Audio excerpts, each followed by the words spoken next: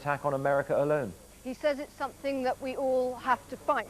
And what's interesting is that all the political correspondents expected this administration's biggest foreign policy problem to be whether or not Britain was going to go into the euro. It doesn't look like it at this stage. In one day, the whole landscape has changed. And here's Tony Blair saying, this is a problem for all of us. It's something all of us have to take on board. And it's really going to run right the way through British policy making at every level, as well as European policy making. Jack Straw's on his way to Brussels now to talk to European leaders. At this stage, it doesn't look as though there's much disagreement amongst them. They seem to believe, as Tony Blair said, that it's something they have to fight united.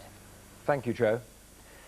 Already a picture is emerging of at least some of the victims, and it's being reported this morning that passengers were ordered by the hijackers to telephone their families on their mobiles and tell them that they were about to die. One man, Mark Bingham, was on one of the planes that was hijacked. Before the aircraft he was on smashed into the ground in Pennsylvania, he called his mother on his mobile phone. Just one family's story among thousands. Here's Harry Smith. Public Relations Executive Mark Bingham was one of the passengers on board the 757 which crashed near Pittsburgh. He'd boarded the flight at New Jersey for a business trip to San Francisco. In the last minutes of his life, he telephoned his sister and mother from the stricken aircraft to say goodbye. He just said, I want to let you all know that I love you very, very much in case I don't see you again. He said that? That the plane has been taken over by hijackers. And then I said, well, we love you very much too, Mark. Let me go get your mother. And he said, I want to let you know that I love you. And I'm flying.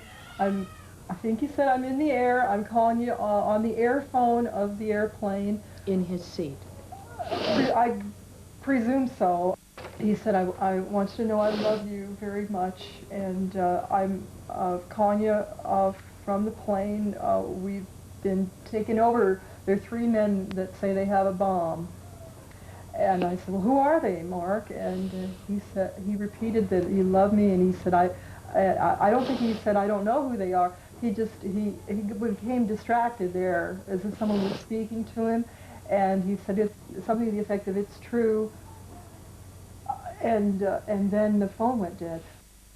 Minutes later, his plane crashed, killing all 45 passengers and crew.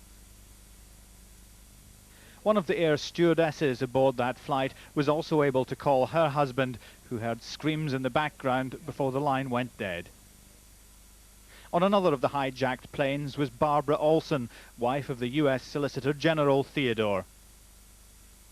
It was her flight which crashed into the Pentagon. Minutes before the impact, Mrs. Olson called her husband and described how the hijackers had taken over the plane armed with knives. Above New York, another passenger called his mother minutes before his flight crashed into the World Trade Center. He'd been traveling with his wife and their 2-year-old daughter. His mother said later the call gave her the consolation of knowing they all went down together. Harry Smith, ITN.